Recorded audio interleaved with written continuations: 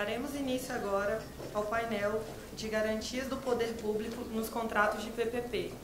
Convido para compor a mesa o Brigadeiro Aquino como moderador, os painelistas Dr. Paulo Moreno, Dr. Guilherme Estrada e Dr. José Virgílio. Senhoras e senhores, muito boa tarde.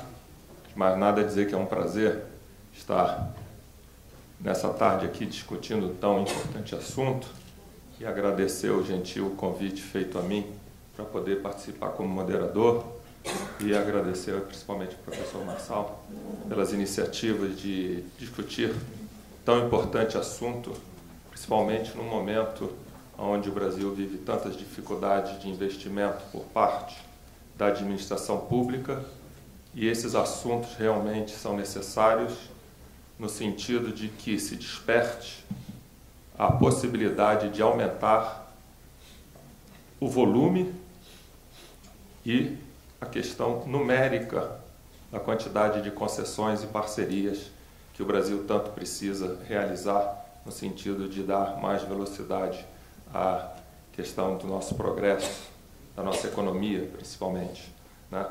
E, nesse momento, nós discutimos até o presente momento aqui, nesse congresso, assuntos jurídicos, assuntos legais, a parte operacional e suponhamos que tenhamos concretizado uma concessão, uma parceria, e fica a parte econômica.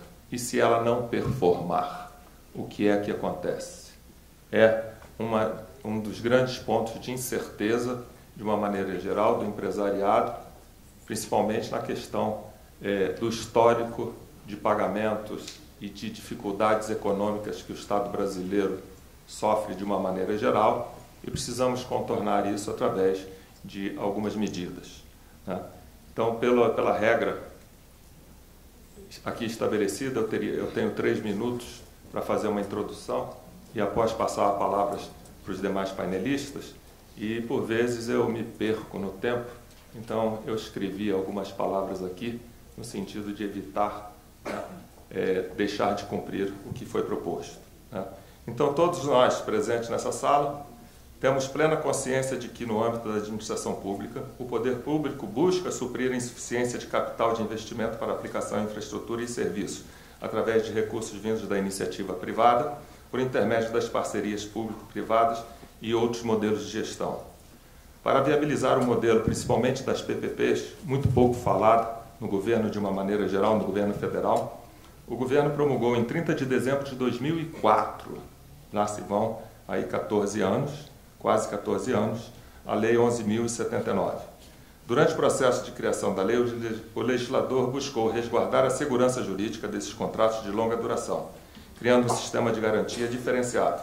Nesse contexto, foi criada uma reciprocidade de garantias em que tanto se destina a cautelar o parceiro público sobre os eventuais prejuízos do parceiro privado, como aquelas destinadas a resguardar financeiramente o nosso parceiro privado. Mas seria realmente necessária a instituição de uma garantia dentro de uma parceria público-privada? É evidente que, para responder essa pergunta, precisamos ser transparentes nas nossas percepções e fazermos uma análise objetiva e não tendenciosa. No Brasil, todos nós sabemos que a nossa realidade é bastante complexa.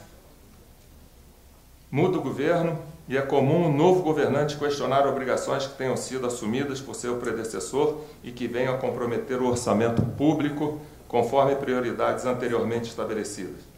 Nesse cenário, as garantias que serão oferecidas para que se tenha certeza de que qualquer governo que seja, as obrigações contratuais assumidas serão integralmente cumpridas. Ou, caso não o sejam, os investidores terão formas de assegurar a receita contratada. Assim, essas passam a ter uma importância primordial para a viabilização dos projetos de parceria público-privadas e concessões no Brasil. O Fundo Garantidor, por suas características e flexibilidade, com certeza é o mecanismo mais utilizado para a concessão de garantias e contragarantias nos projetos de parceria público-privada e concessões no âmbito da administração federal.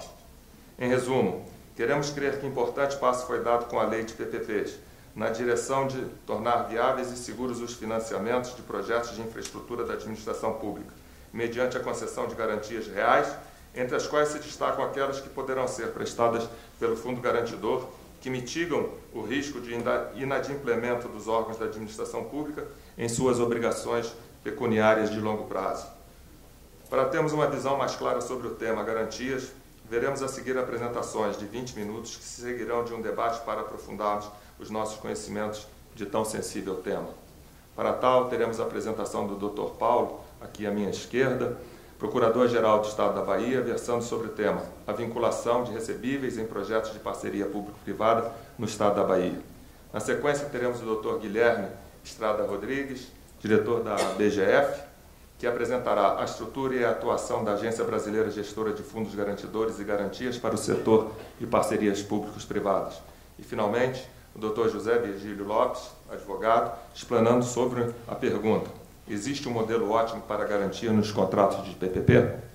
Assim, passo a palavra para o Dr. Paulo, que temos 20 minutos para a sua apresentação. Muito obrigado.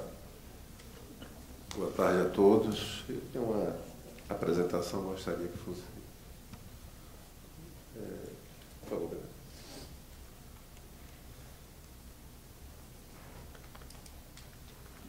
Eu também estou... Bom, mais uma vez, assim, boa tarde, quero agradecer o convite, muito me honra. Tentarei ser breve aqui e trazer um pouco da nossa experiência lá na Bahia. Bom, a Bahia hoje ocupa uma condição de ser o terceiro estado em número de PPP, e foi o quinto estado a ter sua lei própria, né?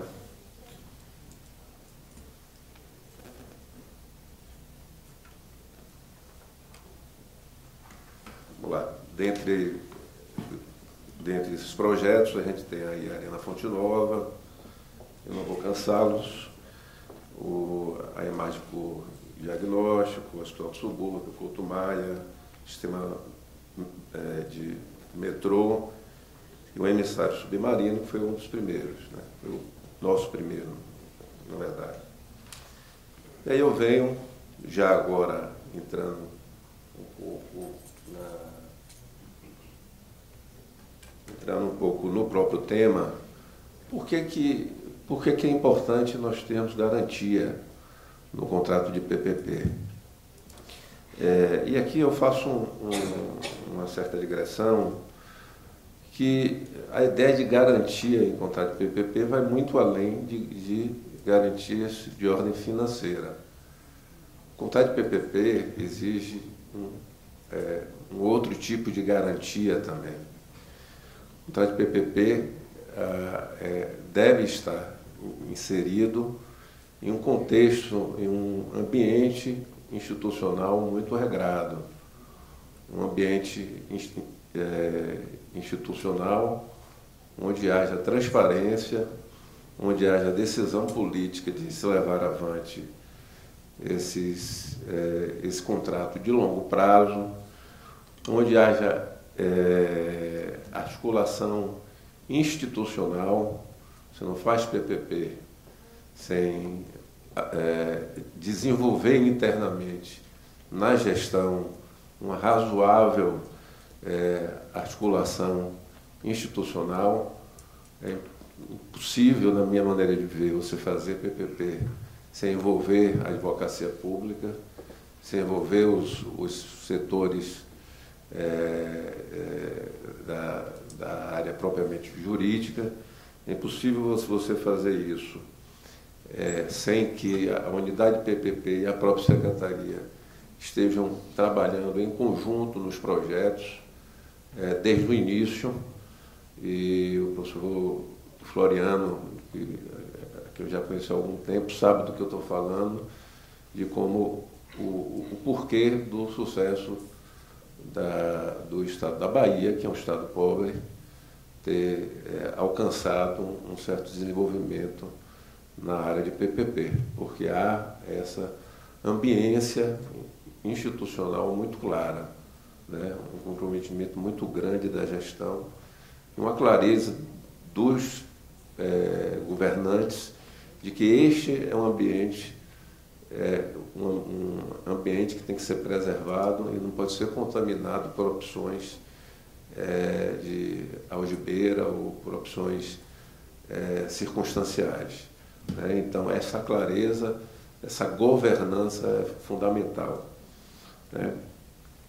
Então, a garantia, do seu ponto de vista financeiro, ela é fundamental, mas se você não tiver a garantia institucional de que os caminhos, o processamento para alcançar o fundo garantidor, ele não tenha bloqueio, você pode ter um grande fundo garantidor, você pode ter um fundo garantidor potente, com ativos, e você pode ter, neste caminho, uma situação de embaraço institucional, de glosas indevidas, de situações não, digamos, justificadas, motivadas, e em que haja um descolamento entre uma grande, digamos, estrutura, do seu ponto de vista financeiro, e uma situação de gestão empobrecida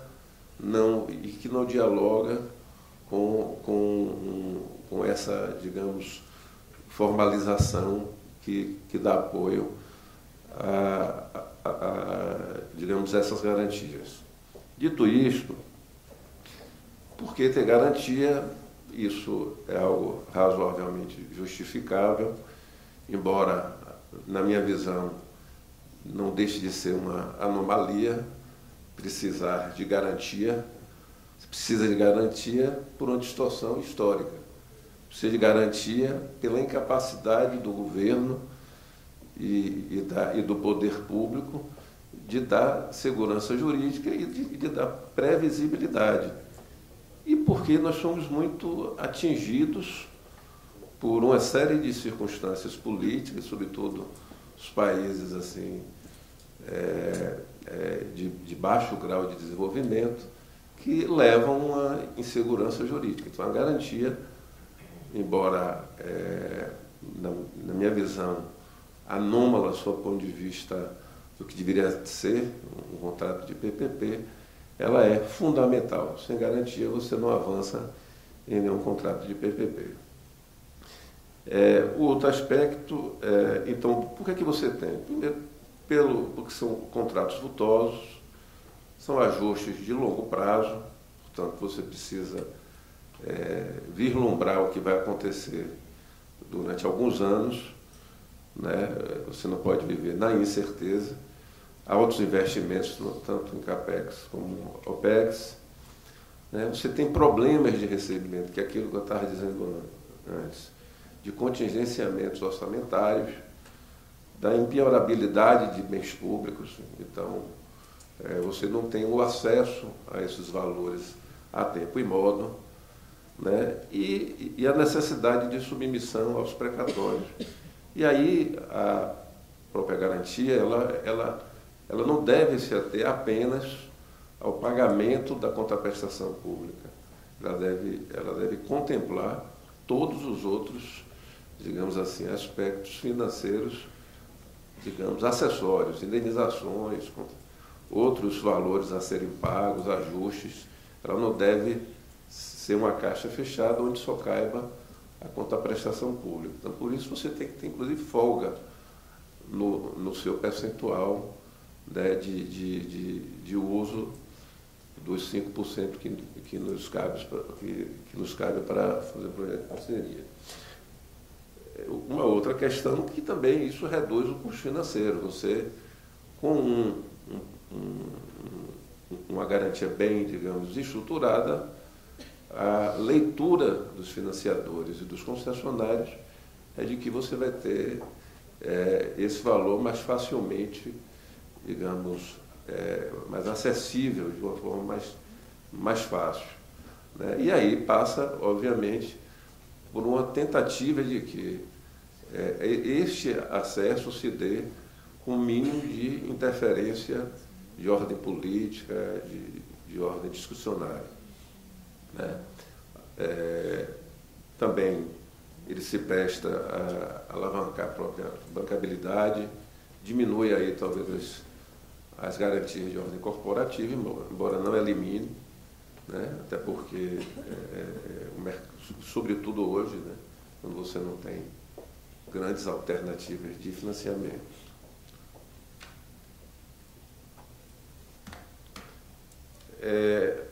Quando a BEA pensou em fazer o seu fundo garantidor, uma das críticas que sofremos é que o fundo não tinha, embora com CNPJ próprio, não tinha, era um fundo contábil. Mas isso era o que era possível. A gente não tinha ativo o suficiente para constituir o fundo e criamos o fundo na base dos recebíveis, com base em recebíveis, que é o que nós vamos, digamos, explorar um pouco mais.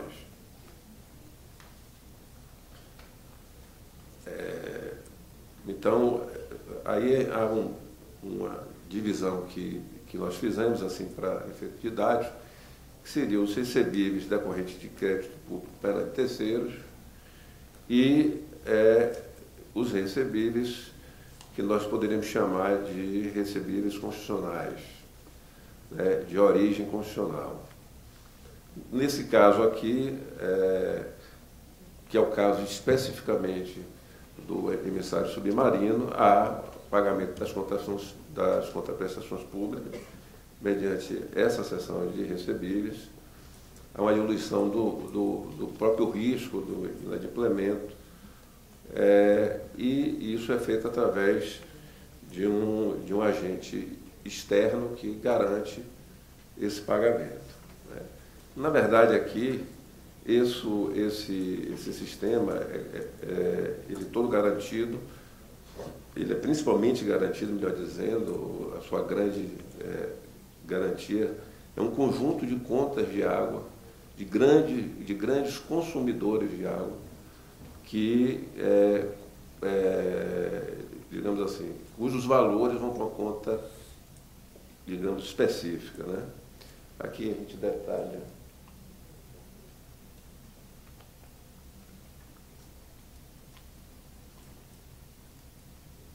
O negócio está difícil. Aqui. Então, a gente tem essa disposição, né? O contratante paga a contratada por meio da cessão desses recebíveis, então não há qualquer interferência sequer da própria contratada, sendo ela sendo sacado diretamente desse agente, e a sobra disso vai para o concessionário, ou vai para o concessionário, no caso do Estado, que é a Embasa, que presta os serviços públicos de água e saneamento. Bom, aqui é uma questão talvez um pouco mais que interesse mais aí um pouco a todos, que é a estrutura que o próprio Estado criou no sentido da questão dos recebíveis de origem constitucional. Há uma trava hoje no Estado de um percentual do FPE, e esta trava a gente vai, digamos, explicar um pouco mais lá na frente, mas essa receita é uma receita que nós não consideramos, né, fico feliz até em ver outros doutrinadores também na mesma linha, como imposto propriamente dito. Na verdade, o repasse do fundo trata-se de um fundo, o fundo em si já traz uma natureza jurídica diversa do repasse, e ele diz com a necessidade de recomposição do Pacto Federativo, né? Então, na verdade, trata-se de receita do fundo e não receita do imposto, né? Então, a gente se afasta daquela vedação da Constituição, da impossibilidade da afetação de receita de imposto para qualquer outra finalidade. Então, este ponto aqui me parece que tem, a despeito de termos um fundo de natureza contábil, a despeito de todos os aspectos nesse sentido, digamos, de discussão de que este fundo não daria, eventualmente, a tranquilidade para os investidores, porque o fundo garantidor, a rigor, ele, embora com o próprio CNPJ distinto, ele em si seria um fundo do Estado, então se teve um receio inicial de como seria esta leitura por parte dos investidores.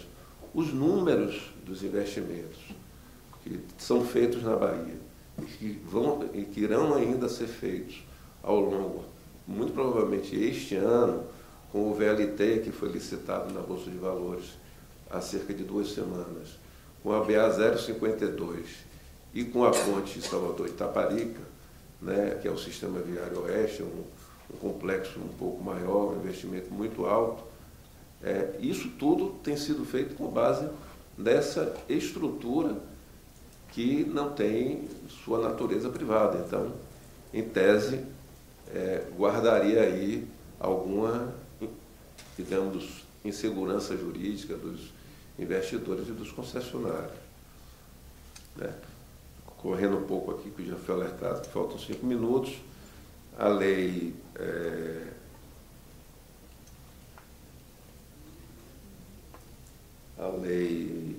11.477 de 2009 autorizou expressamente essa trava. Posteriormente, aumentamos esse percentual para 18% do FPE.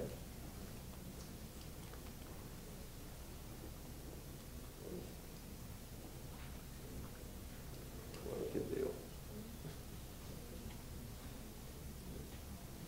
Veja se consegue.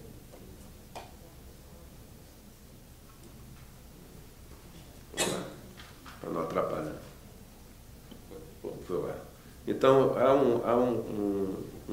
o agente financeiro, no caso, é o Banco do Brasil, né, que é o agente de pagamento, é o agente financeiro do Tesouro Nacional, o agente repassador desses recursos também, do FPE. Né. Aí você tem o papel da Desembaía, que é o nosso órgão, que é o nosso Banco de Desenvolvimento, né, que é indicado pela própria lei para exatamente fazer essa interface. No fundo, é a Desembaía que faz esse pagamento. No início do mês, todas as informações são repassadas para o Banco de Desenvolvimento e até o dia 20 ela faz, e geralmente é repassada exatamente como o verificador independente indica. Né? Então, há uma impessoalidade até nessa tramitação, muito pouco atingido aí pelo próprio gestor, e a própria Desembaía faz esse pagamento, né, diretamente na conta, diretamente para o próprio concessionário.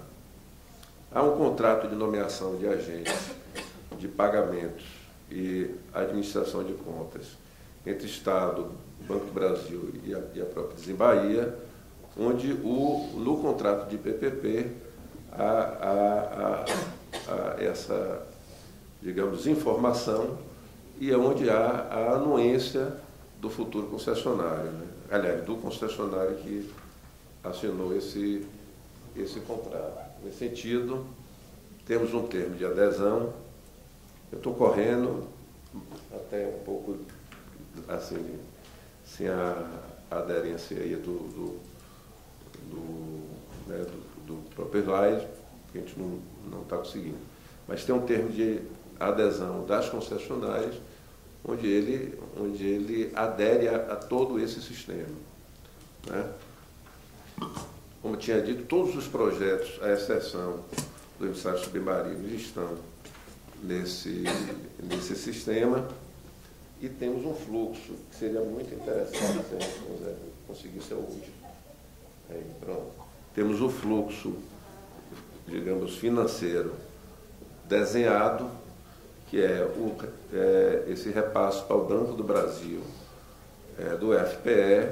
Ele faz a trava de 18%, né? A diferença vai para o Estado. Desse valor de 18%, é feito o pagamento ao parceiro privado, e o que vai para o investimento no projeto, obviamente, e a sobra ela é devolvida, né, eventual sobra, ela é devolvida para o próprio Estado da Bahia. Né? Então, outras receitas também são também aportadas nesse fundo, como royalties, e como parte da CID também, que não tem nenhuma natureza também tributária. Né? Então, basicamente, é esse o sistema de recebíveis. E voltar a dizer da importância de se ter um fundo garantidor potente, ativo, com grande clareza, amparado em lei, mas, ao mesmo tempo, este instrumento só, a garantia, uma boa garantia, um bom sistema de garantia, não é suficiente para termos a aderência de grandes projetos de infraestrutura.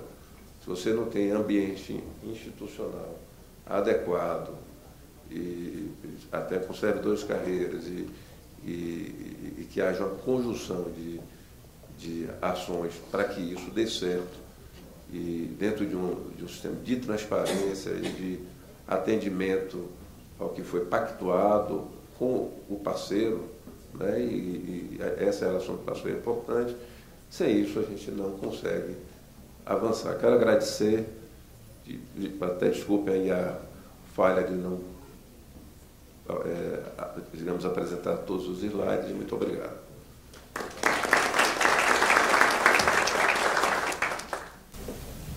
Muito obrigado, doutor Paulo. Vamos seguir com o doutor Guilherme, presidente da ABGF.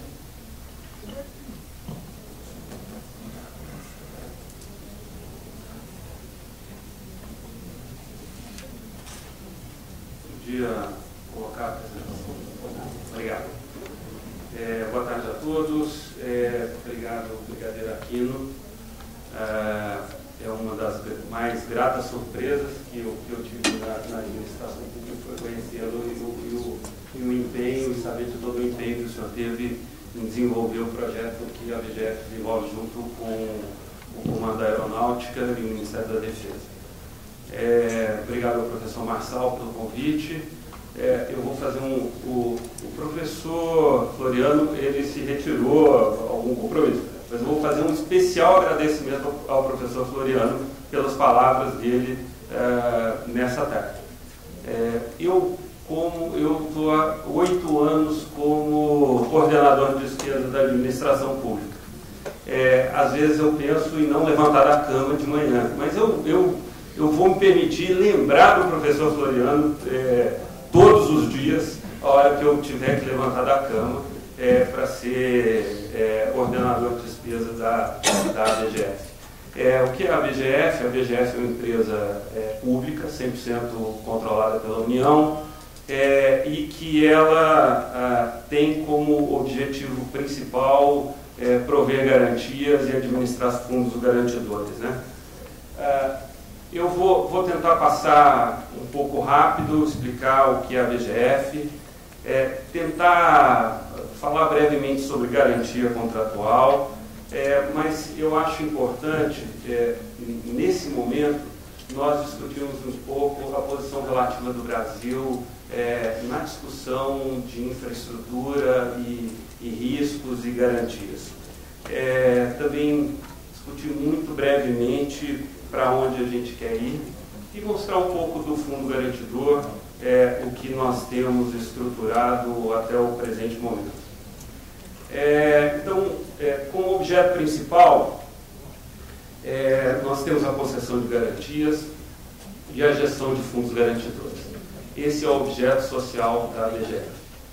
Onde que a gente se insere, isso pode ser parcialmente esses fatores são cobertos pelo mercado comum, regular, privado, de relações comerciais. O nosso negócio, na realidade, é risco.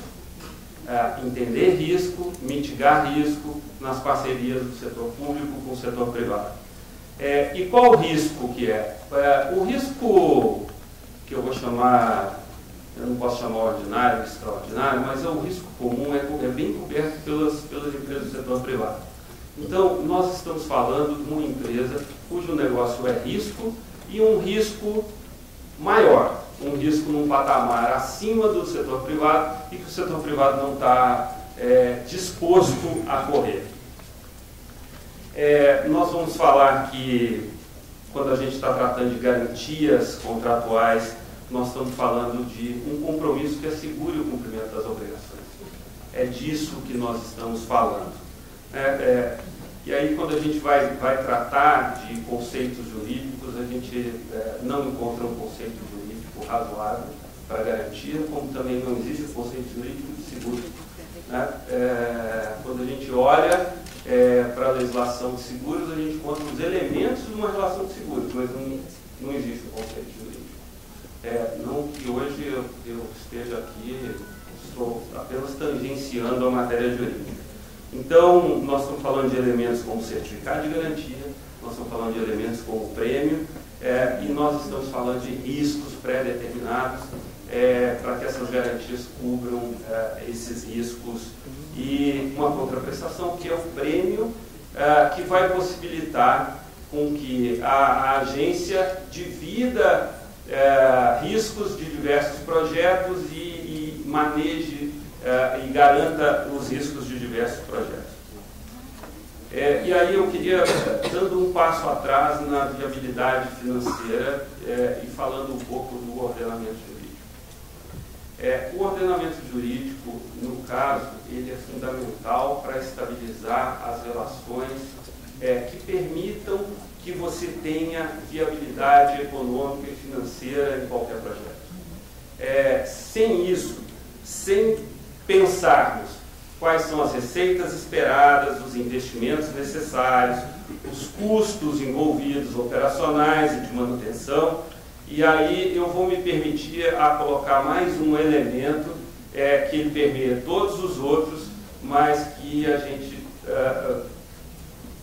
é de difícil observância, mas que a sua falta de observância, prazos e cronograma, eles fazem incluir todos os outros fatores e elevar os riscos envolvidos com a execução do projeto a níveis absurdos. Por isso, e conversando com investidores internacionais, isso fica muito claro, o respeito aos investimentos feitos aqui no Brasil, ele é muito prejudicado por questões relativas a cronograma. E aí, por que a gente fala em investidores externos e investidores internos, né? Existe aí um hiato entre o investimento que é possível fazer com capitais internos e a necessidade de investimento em infraestrutura que o país tem. Hoje, o IBGE de manhãzinha anunciou a pesquisa da indústria da construção, ainda são os resultados de 2016, provavelmente nós vamos encontrar em 2016 o pior resultado de todos, que é uma execução de 99 bilhões de reais em construção civil no Brasil no ano de 2016. Muito provavelmente esse será o pior ano, nós estamos falando do piso. A gente encontra o teto em 2012, quando o investimento em infraestrutura no Brasil chegou a 212 bilhões de reais. Parece que se formou um consenso no meio econômico que a necessidade de investimento em infraestrutura no Brasil gira em torno de 350 a 400 bilhões de reais por ano pelos próximos 20 anos para a gente alcançar uma infraestrutura razoável. Isso quer dizer, e aí eu retorno, quem viveu a discussão de infraestrutura em 2012, vai lembrar que com 212 bilhões de reais de execução, faltou dinheiro. Faltou dinheiro e o Brasil começou a se discutir como buscar funding das mais diferentes formas. Nesse momento, surge com mais vigor a discussão de garantias, porque se eu preciso atrair capitais qualificados de longo prazo para investimentos em infraestrutura no Brasil e capitais estrangeiros, esse capital ele custa um spread. Esse spread ele é diretamente proporcional ao prazo e ao risco que o investidor vai correr. Em recentes conversas aí com investidores estrangeiros, você percebe a clara disposição de correr riscos elevados, porém com spreads elevados. Nós estamos falando aí, e o número foi muito falado, foi 800 base points acima do risco soberano. Não correndo risco, ou com o mínimo risco possível, a gente traz esse investimento até por 70 base points acima do soberano. De 70 para 800 base points acima do soberano, essa diferença, por 25 anos, vai levar o custo de uma infraestrutura a mais que o dobro. Isso significa uma tarifa dobrada para o consumidor, ou uma despesa dobrada para a administração pública que vai satisfazer essa despesa com impostos. Então, é muito importante nós termos condições de garantias adequadas para atrair investimentos qualificados em infraestrutura a um custo razoável para o Brasil. Quando a gente olha para o mapa e tenta organizar a posição do Brasil em relação ao mundo, esse é um mapa, para quem conhece Risco País, é um mapa mais ou menos comum, que ele procura compatibilizar a avaliação de alguns fatores, e aí governança, regulação e permissões, eu estou falando de fatores que eu vou chamar de políticos, e execução, aquisições e planejamento são fatores que eu vou chamar de execução. A hora que eu vejo a posição relativa do Brasil em relação à governança e regulação, eu estou bastante tranquilo. E eu vou falar um pouco mais sobre esses fatores um pouco depois. Eu queria chamar a atenção aqui nesse mapa para permissões de execução. Quando eu trato de infraestrutura e eu olho para permissões e execução, eu estou dando a mensagem clara que o Brasil não consegue colocar de pé empreendimentos greenfield. Sim, eu só vou colocar de pé brownfield e olha lá, e olha lá.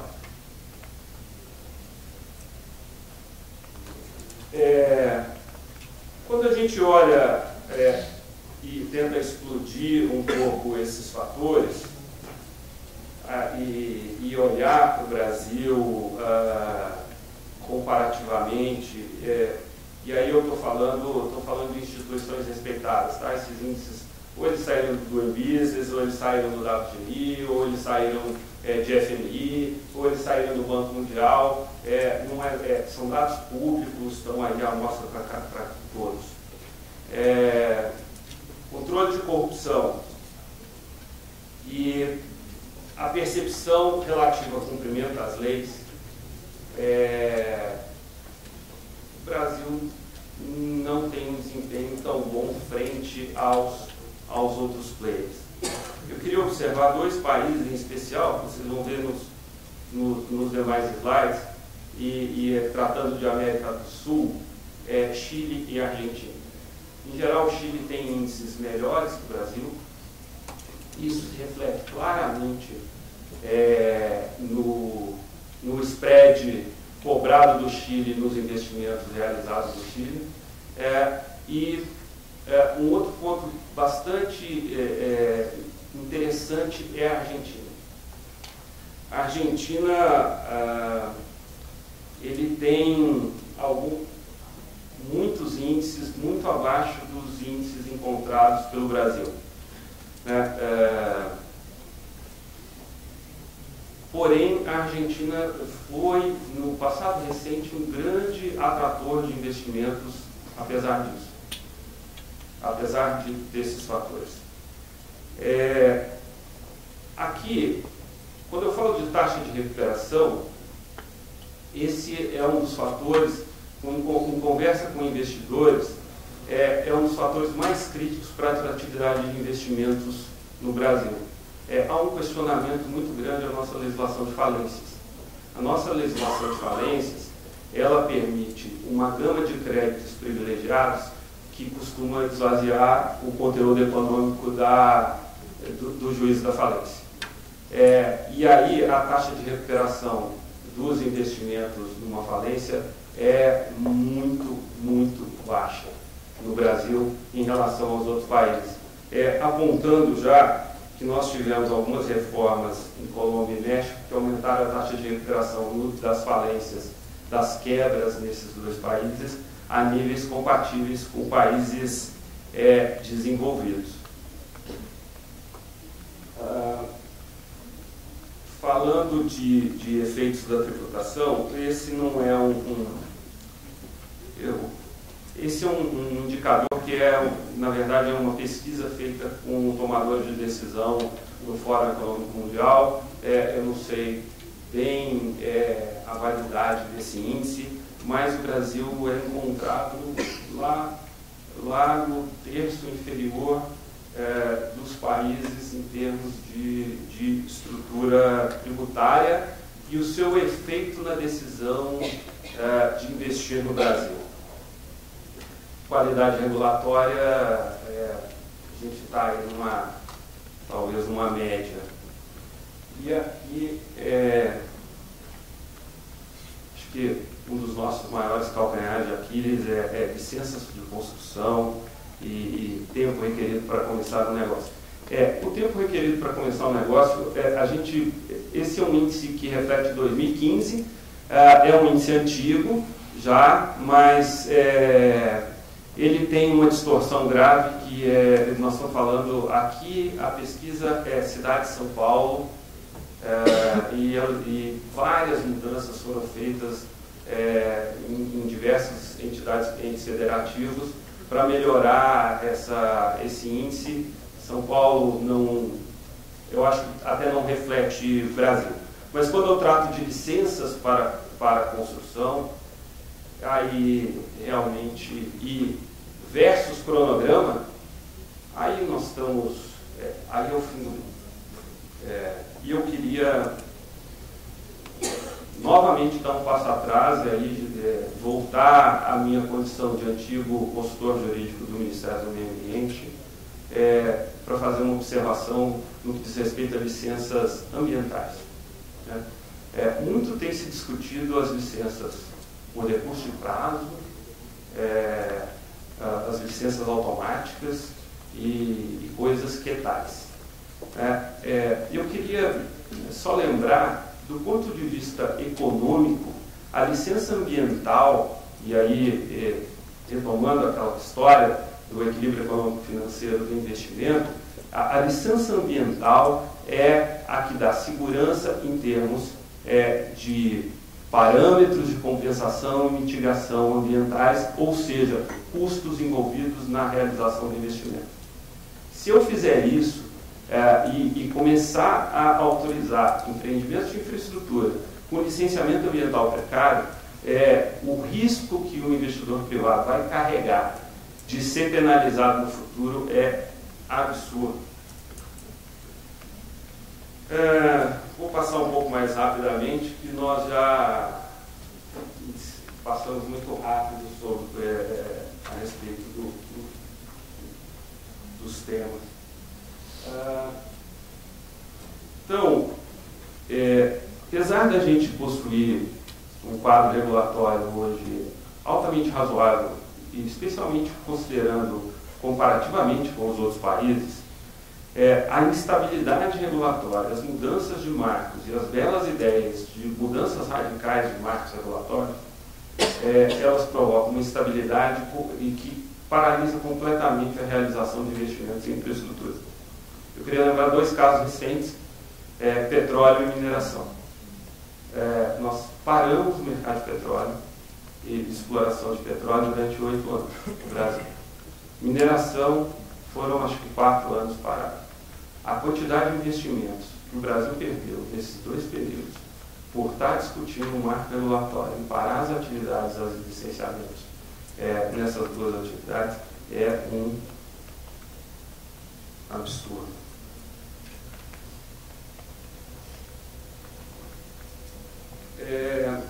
Foi falado pelo Dr. Paulo agora, um pouco antes de mim, quando a gente tem alguma coisa muito feia para falar e a gente não quer falar claramente, a gente inventa um nomezinho em inglês, Commitment Technology.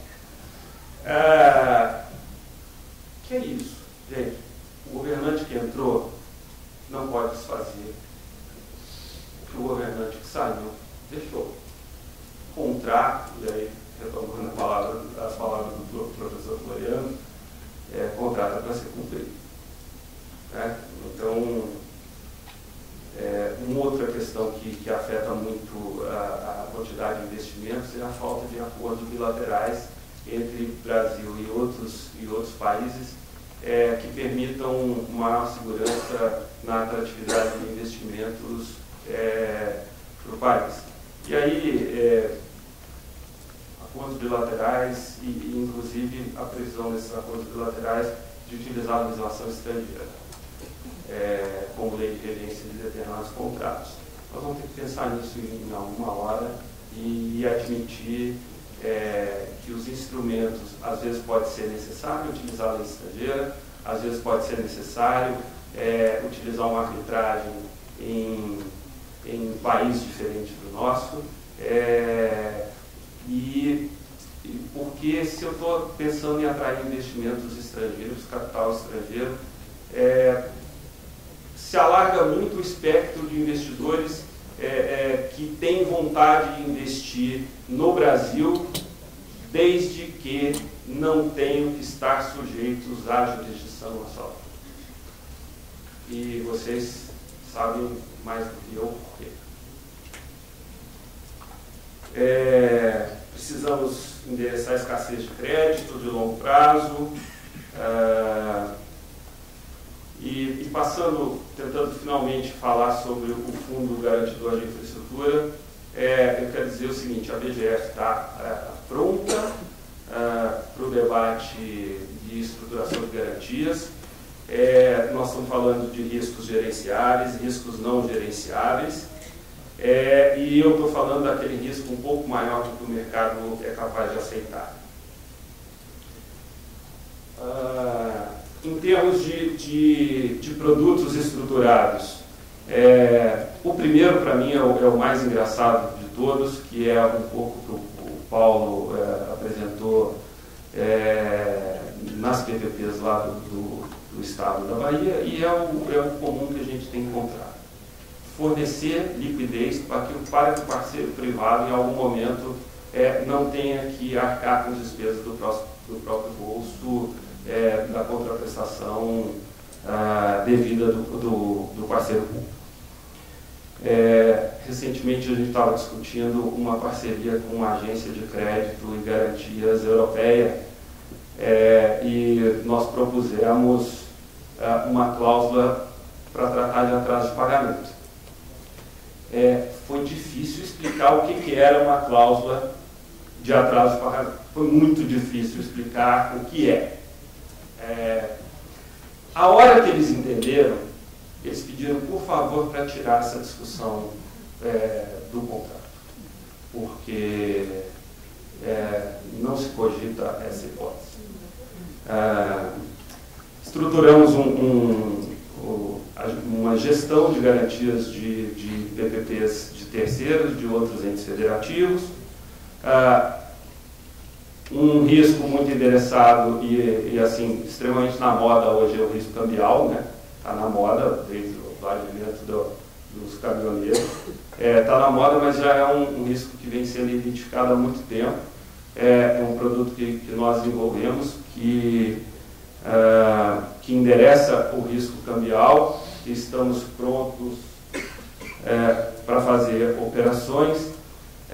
Em conversa com investidores estrangeiros, está muito claro que eles preferem colocar a estrutura jurídica de uma operação desse tipo lá fora.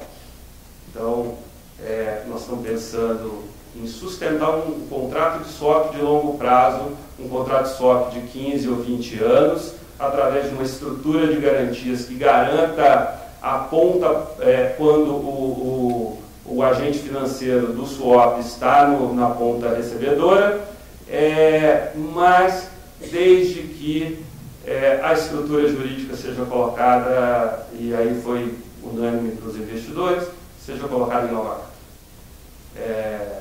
Colocar uma estrutura desse tipo internamente, investidor estrangeiro não vai topar. Eu queria agradecer muito ao professor Marçal a oportunidade de estar aqui, dar meus contatos, os contatos da BGF, dizer que o fundo, que é quase um sucessor do Fundo Garantidor de PPPs, que não teve um sucesso muito relevante, mas hoje a gente tem um fundo capitalizado e com uma governança bastante complexa e bastante robusta, pronto para discutir parcerias público-privadas e outros tipos de garantias com inclusive, entes subnacionais. Obrigado e desculpe extrapolar o prazo.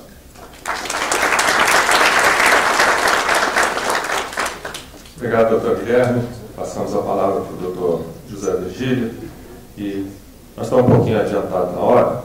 Se não houvesse espaço para debate, as eventuais perguntas que possam ser identificadas e com endereço eletrônico, nós vamos passar àqueles possíveis respondedores para que, em ocasião mais apropriada, seja respondido. Por favor, doutor.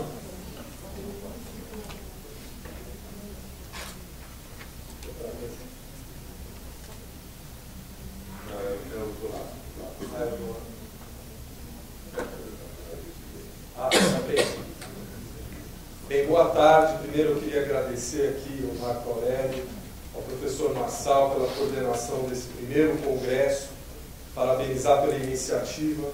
Aliás, lembrar que no mês passado eu estive no 30º Fórum Nacional de Infraestrutura, um evento com mais economistas, mas também os advogados, operadores do direito estavam lá presentes. E é um evento anual, que vem acontecendo desde 1988, e algumas das pessoas lá presentes estavam muito orgulhosas de terem participado em todas as edições desde o primeiro congresso. Então, quem sabe aqui, nosso congresso aqui de infraestrutura também pode alcançar o mesmo sucesso. Quero estar presente aqui na 30ª edição, um pouco mais velhinho, mas... Bem, o tema que me coube aqui foi tratar da questão, mais especificamente da questão das garantias do setor público nas PPPs. Estou falando aqui de PPPs em sentido estrito, as parcerias público-privadas da Lei 11.079, até porque as outras PPPs em sentido amplo, as concessões comuns, como regra, não absoluta, mas como regra não têm garantias. Então vamos falar aqui das garantias nas PPPs. Primeiro eu vou fazer um rápido histórico para ilustrar um pouco melhor a necessidade das garantias, embora esse tema já tenha sido bem tratado aqui pelos meus colegas de painel e outros que aqui me antecederam. Bem, o histórico de PPPs brasileiros, dessas PPPs em sentido estrito, ele já conta hoje, atualmente, com 107 contratos. Na verdade, aqui nós temos 104 até o final de 2017, e em 2018 nós já contabilizamos 3 contratos de PPPs. Aliás, o último deles, pelo que consta, foi assinado essa semana pelo Estado do Piauí. Está aqui a Viviane, que pode confirmar isso a vocês. Ela é a chefe da unidade de PPPs lá do Estado. Bem, nesse conjunto de 107 PPPs até a data de hoje, nós temos uma PPP federal, então, portanto, ainda estamos por ver o uso das PPPs no âmbito federal, talvez num cenário fiscal com algum espaço para isso, portanto, no curto prazo, não é de se imaginar que isso venha a acontecer, nem com um novo presidente, mas nós temos ainda um fenômeno em evolução de PPPs nos estados e nos municípios. Nos estados nós temos virtualmente metade desse conjunto de PPPs, um pouco menos, 51 contratos, 52 contratos, e nas PPPs municipais nós temos 54 contratos de PPPs. Apenas para comparar, lá no Reino Unido, o berço das PPPs, nós já o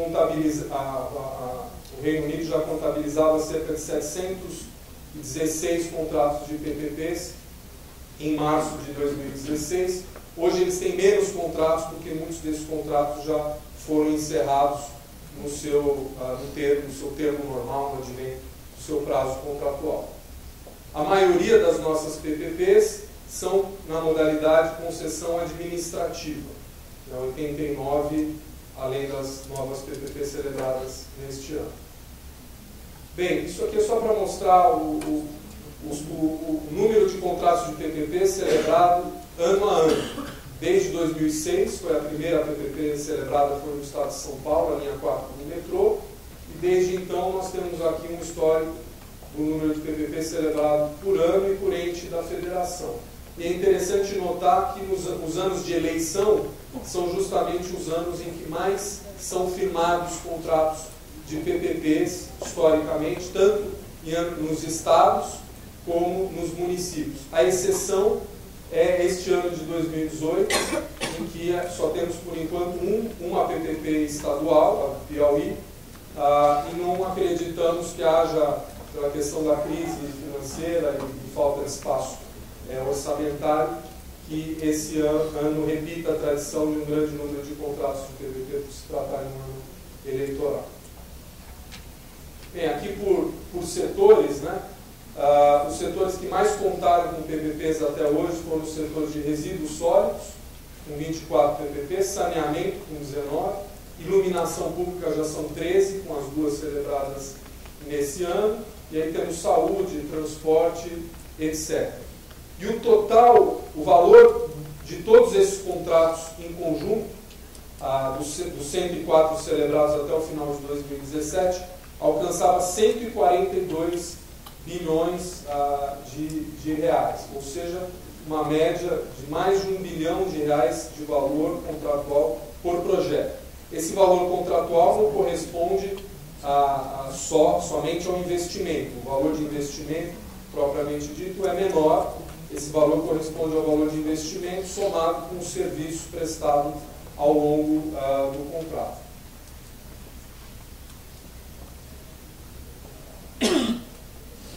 Aqui o Rodrigo Reis, pela manhã, já falou um pouco das PMIs, do baixo percentual de conversão dos contratos, então não vou me ater a isso. Vou tratar aqui da fotografia que a gente pode extrair desse conjunto das 104 ou 107 PPPs celebradas até o momento. O que nós verificamos é um alto índice de problemas, um alto índice de patologias nesses contratos de PPPs. Num conjunto de 104 ou 107 PPPs, nós temos mais de 30 PPPs, ou seja, mais de 30% dos projetos que hoje ou tiveram já o seu término antecipado, ou estão em processo, na iminência de sofrer um término antecipado por caducidade ou por alguma outra razão, ou estão em estado de intervenção, com a sua performance suspensa, ou respondendo a questionamentos relevantes que possam afetar a sua validade perante os órgãos de controle.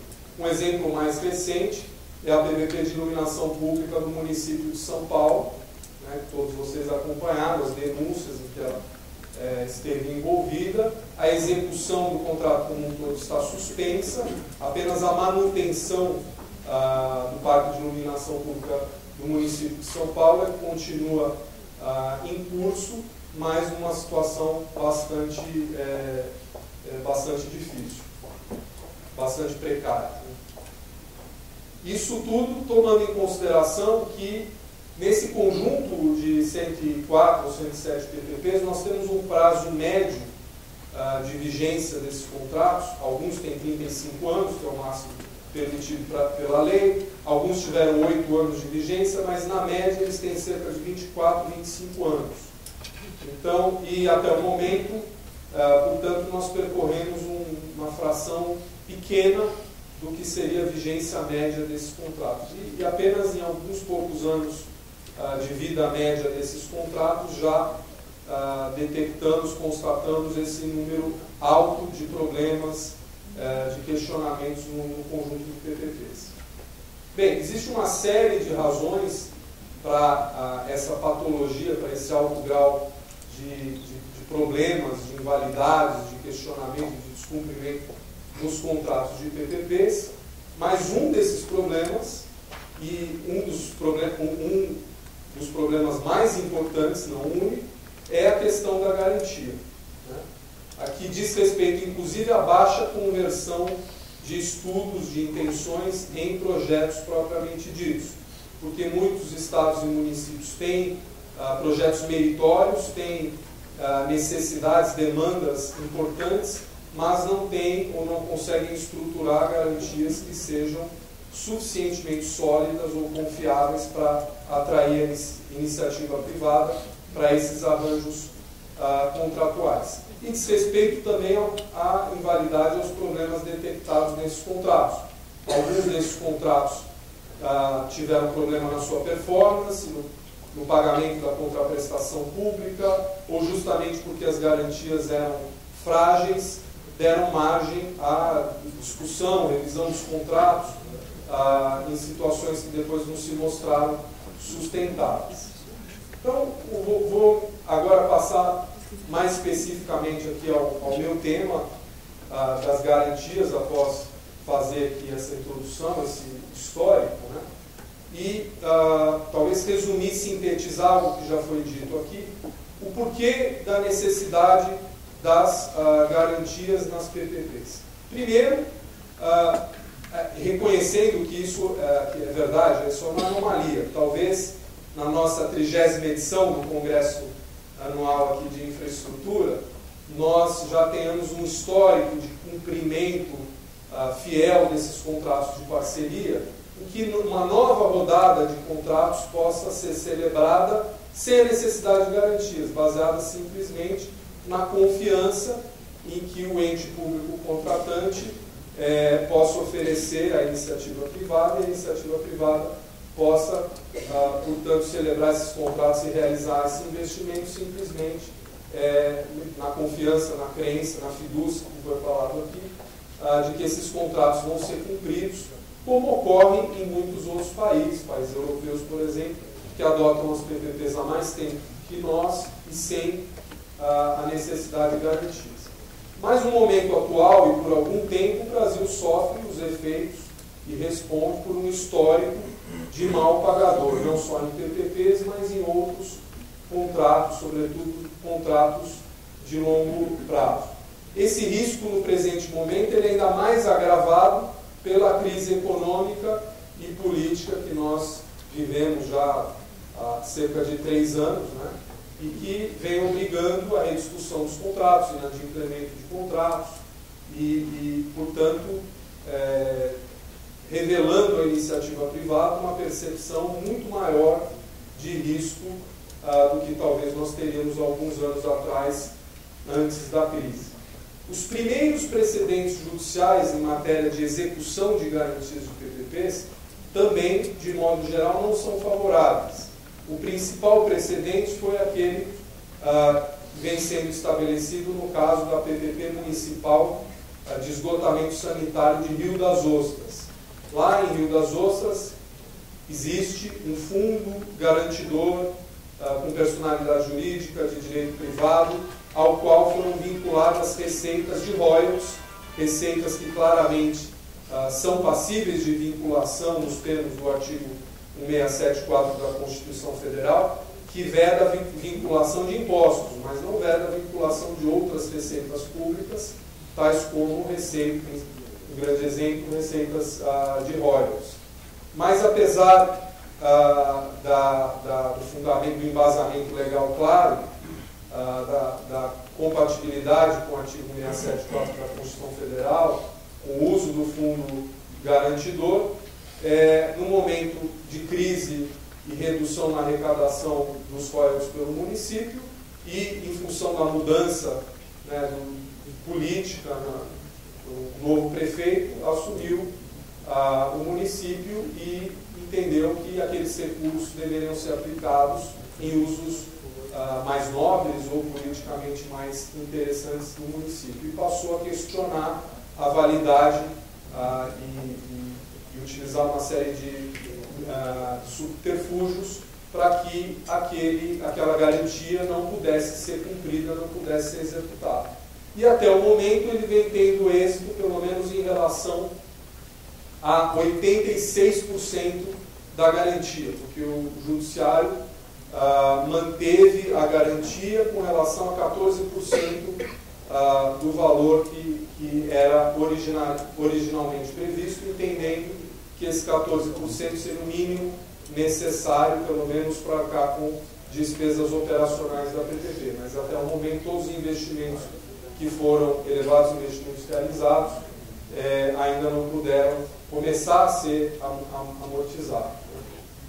O precatório o regime de precatório não é uma alternativa, talvez isso mude no futuro, mas nós já estamos na 5ª moratória desde a nossa Constituição Federal de 1988. A emenda constitucional 99, sucedendo a emenda constitucional 96, sucedendo a emenda constitucional 62, veio criar uma nova moratória para que estados e municípios tenham agora até 2024 para pagar o seu estoque de precatórios. Alguns desses estados e municípios têm um estoque de precatórios vencido há mais de 10, 15, 20 anos. Enfim, isso para alguém que faz um investimento tão elevado em infraestrutura e toma financiamento, não traz um alento, uma segurança que justifique a atração para esses contratos, né? Uma outra questão é que garantias precárias e o risco de inadimplemento dificilmente permitirá atrair investidores institucionais, internacionais ou com maior qualificação para a execução do contrato. O exemplo da PPP do município de São Paulo de iluminação pública é novamente ilustrativo nesse aspecto. Num primeiro momento, quando se cogitava de uma garantia melhor estruturada, a PPP chegou a contar com 18, 20 interessados, empresas internacionais como a General Electric, como a Philips, etc. Num segundo momento, a estrutura da garantia foi revisada e passou a ser uma mera conta-garantia, como nós veremos aqui, bastante frágil, e isso afugentou a maioria dos interessados. Testaram apenas 2, ainda é cedo dizer se as denúncias são verídicas ou não, mas pelo menos um desses interessados que sobraram ainda está envolvido em todos esses questionamentos, né? Mas ainda que haja um investidor com apetite para assumir esse risco, e é possível que aconteça, como aconteceu lá no município de São Paulo, o financiamento desses projetos fica comprometido, porque aí conseguir trazer um financiamento de um BNDES, de um banco privado, de uma multilateral, com uma garantia frágil, é praticamente inviável, ou vai exigir um custo exorbitante na tarifa, no contrato, um custo que a administração pública e a sociedade vão ter que carregar por muitos anos. Então, acho que isso sintetiza a necessidade das garantias. Agora, qual é o principal objetivo de uma garantia numa PPP? O principal objetivo de uma garantia do setor público na PPP não é a garantia de crédito, a garantia do pagamento. Essa existiria no regime normal do precatório. Porque o precatório pode demorar 10, 20, 30 anos, mas um dia ele é pago. Até hoje não há histórico de precatórios que tenham sido simplesmente confiscados. Ele entra na fila, um dia ele vai ser pago. Então esse risco não é um risco que precisaria ser mitigado por meio da garantia na PPP. O que a principal razão pela qual o investidor e principalmente o seu financiador demandam garantias do setor público nas PPPs é a necessidade de mitigar o risco de que a contraprestação pública, o aporte de recursos ou qualquer outro valor devido no contrato sejam pagos tempestivamente. Isso é particularmente verdade nas PPPs porque nas PPPs se exige que o contrato seja firmado por uma sociedade de propósito específico, consolidando uma prática que já ocorria nas concessões comuns. Então o investidor ganha a licitação, um consórcio de investidores, eles formam uma sociedade de propósito específico. Essa sociedade de propósito específico tem como única atividade aquela parceria público-privada, aquele projeto. Aquela sociedade de propósito específico, aquela SPE, se ela não contar com as receitas do projeto, se ela sofrer a suspensão unilateral e súbita dos pagamentos daquela contraprestação pública, ela vai ser asfixiada, ela vai quebrar. Se ela ficar 6 meses, 1 ano sem receber qualquer valor, uma única fonte de receita que ela tem é a daquele contrato. Na PPP patrocinada, ela pode também ter tarifa dos usuários, é verdade, mas como nós vimos no nosso histórico de PPPs, mais de 80% das PPPs são administrativas, ou seja, se não a totalidade, a grande parte da remuneração vem de uma fonte única que é o poder público. Então, se essa garantia é frustrada, a empresa quebra. Ou, para não quebrar, ela vai precisar aceitar qualquer acordo, qualquer solução, por pior que seja, por mais injusta que seja, por mais deletéria que seja, para sobreviver. Então, a garantia é importante para que ela possa, ainda que haja uma disputa, ainda que essa disputa seja levada a um tribunal arbitral ou ao judiciário, para que ela possa ter garantida uma receita, um mínimo de receita, para subsistir durante o trâmite dessa discussão. Né? Então, veja, é diferente. Quando, imagine que vocês emprestem dinheiro para um cunhado, para um ex-cunhado. Ali o risco não é, você não está preocupado quando vai receber. Se você receber um dia, está bom demais. Aqui não, o problema que a garantia responde é um outro. O pagamento tempestivo, ele é fundamental para que a empresa não quebre e para que ela possa pagar e servir o seu financiamento. O financiamento tem prestação com prazo certo. Né? BNDES, banco, não gosta de receber em tempo variável. Então, para tentar concluir aqui a minha discussão, eu fiz um exame desse histórico de PPPs e verifiquei 6 grandes grupos de garantias nesses contratos. Né? E eu busquei identificar quais são as modalidades que se mostraram ou que deveriam ser mais sólidas e aquelas modalidades que apresentam maior fragilidade. Então, a garantia que nesse conjunto de contratos que se mostrou mais sólida é a cessão de créditos privados, não de receitas públicas, de créditos privados. Contudo, é uma garantia que só se mostra disponível e viável num pequeno número de projetos, que são aqueles projetos capitaneados por estatais operacionais. Por exemplo, as PPPs da Sabesp, a Sabesp dá em garantia uma parcela das receitas que ela obtém junto aos seus consumidores. É uma garantia privada, prestada dentro do regime de direito privado, juridicamente muito sólida, desde que o volume de garantias prestado não possa, eventualmente, comprometer a capacidade, a continuidade dos serviços da empresa, por exemplo, da Sabesp. Então, ela não poderia dar mais do que 20%, 30% do total de suas receitas em garantias, mas dentro desse limite é a garantia que se mostra mais sólida.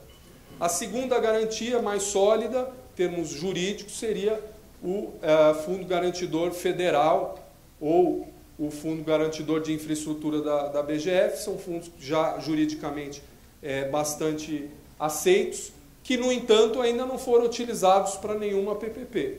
Então, se estados, municípios conseguirem acesso a esses fundos, excelente, uma garantia bastante sólida que daria muita segurança não só ao investidor como aos financiadores.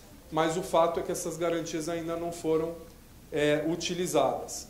Uma terceira modalidade que tem se mostrado sólida são as garantias prestadas por estatais garantidoras não dependentes, né? Essas estatais não estão sujeitas ao regime do precatório, seus bens são passíveis de execução, de penhora, elas podem prestar garantias reais, como qualquer empresa privada, então elas podem prestar fiança, elas podem prestar penhor, hipoteca, etc. Então acabam oferecendo garantias juridicamente bastante sólidas, desde que, é claro, elas tenham patrimônio, tenham bens, tenham receitas suficientes para lastrear isso. Então é comum que dentro de estados e municípios, por exemplo, a estrutura de garantias tenha que contemplar o aporte de bens ou a cessão de receitas para essas estatais garantidoras, para que elas possam, então, prestar as garantias. É fundamental que sejam estatais não dependentes, ou seja, que tenham sua subsistência independentemente de subsídios ou subvenções do poder público, de tal forma que elas não estejam sujeitas, por exemplo, à lei de responsabilidade fiscal. Uma quarta modalidade de garantia seriam os fundos garantidores de direito privado, com personalidade jurídica de direito privado, estaduais ou municipais. Já começam a envolver um grau de insegurança, porque existe uma corrente doutrinária, por exemplo, que entende que estados e municípios não têm legitimidade para instituir um fundo garantidor com personalidade jurídica de direito privado sem uma lei federal que tenha autorizado isso. E ainda que haja argumento para questionar essa corrente doutrinária, o mero fato de haver a discussão, a polêmica, já frustra o objetivo principal da garantia, que é justamente remover a insegurança. Então, ainda que a garantia possa se mostrar válida no futuro, enquanto existe essa discussão, essa polêmica, a garantia perde um pouco do seu propósito, da sua função. Embora esse seria um aspecto que poderia ser, fica aqui uma sugestão, facilmente superável. Bastaria uma lei federal que trouxesse essa autorização pontualmente e deixaríamos de ter essa discussão, essa polêmica na mesa, e a partir de então esses fundos garantidores estaduais ou municipais teriam força, solidez jurídica equivalente ao das estatais garantidoras. A quinta modalidade, que é justamente a modalidade mais recorrente nas PPPs, temos 20 e tantas PPPs que usam unicamente essa modalidade de garantia, e, na minha visão, é a modalidade mais frágil, que é a modalidade da mera conta-garantia, ou seja, existe uma conta no nome do Estado ou do município, a conta é do Estado ou do município, simplesmente é uma segregação da conta única do Tesouro Estadual ou Municipal, e nessa conta transitam recursos e, havendo inadimplemento, existe um agente de garantias, normalmente uma instituição financeira, que tem a função de bloquear os recursos e transferir aqueles recursos para a concessionária. O histórico mostra que, em caso de dificuldade, de crise, de estresse, o Estado ou município pode, primeiramente, tentar obstar o cumprimento da garantia, né, emitindo uma norma, um decreto, uma ordem àquela instituição financeira para que ela não transfira aqueles recursos. Às vezes isso funciona, às vezes não funciona. E no judiciário é uma discussão também difícil, porque o primeiro argumento do Estado ou do município, quando quer frustrar essa garantia, é dizer, esta conta está no nome do Estado e do município. Dentro do princípio da inalienabilidade impenhorabilidade do bem público, esta conta não pode servir a esse propósito, a revelia, ou contrariamente aos interesses públicos daquele ente federativo. Então, na nossa visão, a forma de mitigar esse risco seria transferir essa conta garantia, ou colocar essa conta garantia não em nome diretamente do ente federativo, mas em nome de uma estatal garantidora, ou quando menos do fundo garantidor com personalidade jurídica. E o recurso não está em nome do Estado ou do município, ele está em nome daquela pessoa jurídica, estatal garantidora ou fundo garantidor. Pelo menos até que o nosso judiciário, eventualmente, no futuro, venha emitir um precedente claro, vinculante, no sentido de que essas contas garantias são, sim, execuíveis. Um sexto ponto são garantias reais que em alguns projetos são prestadas diretamente por estados e municípios ao concessionário, bens públicos, imóveis ou mesmo receitas públicas. Também nos parecem garantias questionáveis sob o argumento da inalienabilidade e empenhorabilidade dos bens públicos, que é um argumento que costuma sensibilizar o Poder Judiciário. Embora aqui, me pareça, há fortes argumentos para se defender que pelo menos aqueles bens dominicais, ou seja, aqueles bens que não estão afetos a um serviço público, seriam, se eles podem ser alienados, né, isso por previsão expressa da Lei 8666, do Código Civil, eles são alienáveis, os bens públicos dominicais, então eles deveriam, se são alienáveis no todo, deveriam também ser passíveis de oneração e garantia, mas é um tema que ainda não foi claramente decidido pelo Judiciário. Talvez uma lei aqui, geral de garantias, trazendo esse esclarecimento, tanto quanto existe em relação à alienabilidade dos bens dominicais, fosse recomendável. Só para finalizar, eu poderia aqui trazer uma série de outras sugestões dentro dessas modalidades de garantia, para que elas se revelassem mais sólidas e dessem mais segurança ao investidor privado e, sobretudo, aos financiadores, mas, em razão do tempo esgotado aqui, eu vou pensar um tema, um aspecto que me parece bastante relevante e que já pode ser aplicado nos contratos independentemente de qualquer aprimoramento ou alteração legislativa. A Lei de Segurança Jurídica, a 13655, editada em 25 de abril, que foi o dia do meu aniversário, então eu não esqueço, ela trouxe um dos seus dispositivos, aquela questão do compromisso, né? E agora ela dá muito mais flexibilidade para que a administração pública e agentes privados celebrem compromisso para remover inseguranças jurídicas, etc. Da mesma forma, o artigo 190 do Código de Processo Civil, do novo Código de Processo Civil de 2015, já inovou também ao permitir o negócio jurídico processual, ou seja, as partes chegam num acordo em matéria de temas disponíveis, quanto à forma ou como um determinado procedimento, questionamento judicial ou arbitral poderá ou deverá tramitar, né? Pois bem, o que me parece importante, tendo em vista o objetivo da garantia que a gente discutiu aqui, que não é o de receber num dia futuro incerto, mas sim ter o seu cumprimento previsível dentro dos prazos contratualmente estabelecidos, o mais importante, a meu ver, é que o instrumento de garantia, sobretudo o contrato de PPP, estabeleçam como premissa mutuamente acordada e aceita pelas partes, de que o objetivo da garantia não é simplesmente cobrir um inadimplemento em data futura incerta, mas assegurar a execuibilidade e o cumprimento da garantia, ainda que ela esteja sendo discutida, ou pelo menos até que haja uma decisão de mérito estabelecendo que aquela garantia não é válida ou que a obrigação por ela garantida não é válida ou não foi inadimplida ou por qualquer razão a garantia não deveria ser executada.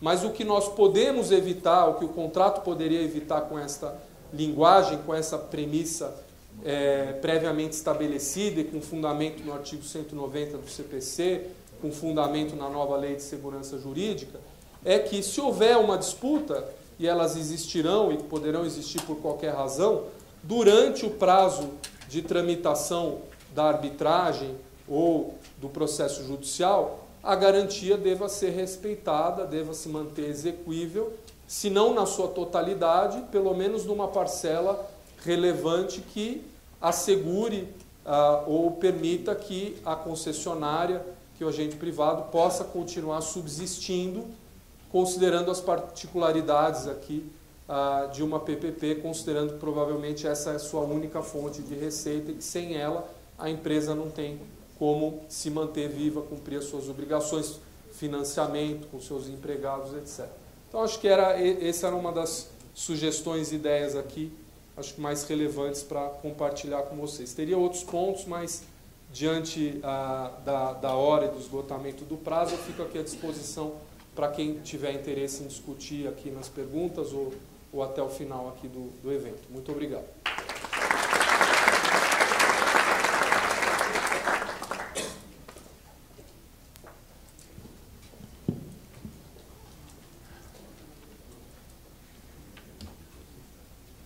Tem a pergunta?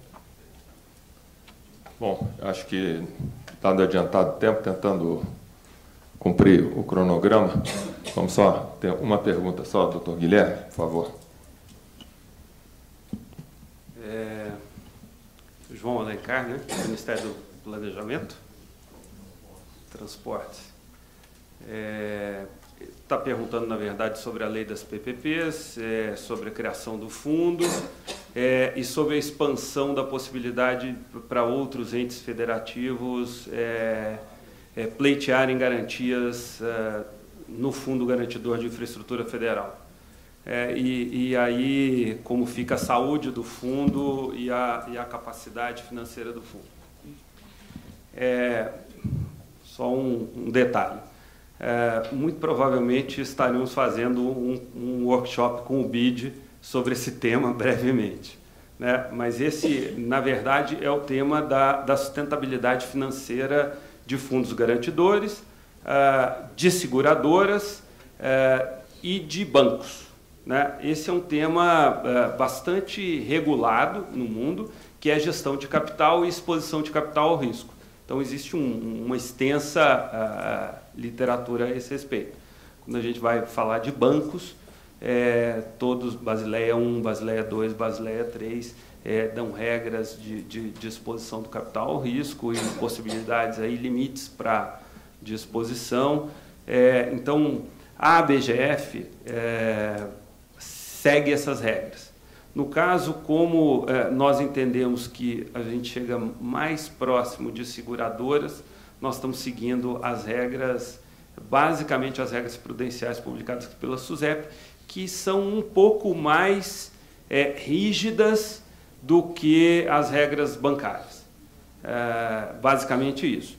Ou seja, o fundo ele tem uma limitação de exposição. Essa limitação de exposição ela vai variar de acordo com o risco dos projetos tomados, o risco corpo de crédito das empresas que tomam, ou dos entes federativos que tomam essa garantia.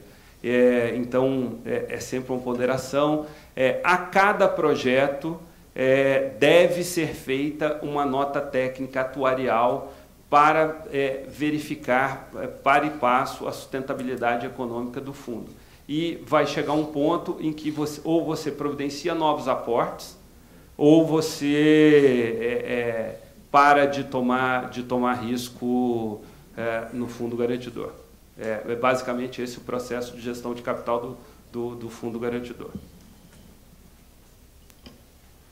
Bom, muito obrigado, senhores panelistas, doutor Paulo, doutor Guilherme, doutor José Virgílio.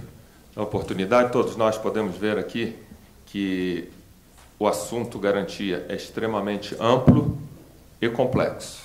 Nós estamos falando de pecúnia, dinheiro, de vários interesses. Então, realmente precisamos nos aprofundar muito nisso para que nós tenhamos um meio que promova o desenvolvimento dessas parcerias público-privadas. Agradeço mais uma vez a oportunidade de estarmos aqui nessa tarde, ao doutor professor Marçal e Marco Aurélio também. Muito obrigado. Vamos seguir na agenda. Muito obrigado. Boa tarde.